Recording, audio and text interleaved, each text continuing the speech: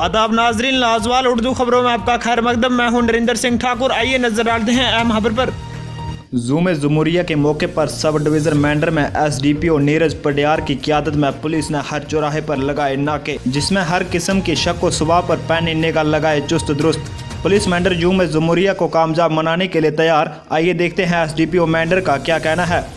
देखिए, अभी Republic day celebration जो है वो अक्रॉस द नेशन जो है मनाई जाएंगी। इस पे जो है हमने जगह जगह जो है मेंढर सब डिवीज़न में नाका एस्टेब्लिश किए हैं, जिसमें जितनी भी गाड़ियाँ जो बाहर से आ रही हैं और यहाँ से जो जा रही हैं उनकी जो है लगातार चेकिंग हो रही है। हम नोट कर रहे हैं कि बाहर की कौन सी गाड़ी यहाँ पे घूम रही है। उसके अलावा जितने भी यहाँ पे जो इम्पॉर्टेंट एरियाज़ हैं, जितने भी एरिया सारे सेंसिटाइज़ किए गए हैं। जितनी भी फोर्सेस हैं सबको अलर्ट किया गया है कि कहीं पे जो कोई भी एंटी नेशनल एलिमेंट है वो कोई भी हरकत जो है वो कर सकते हैं।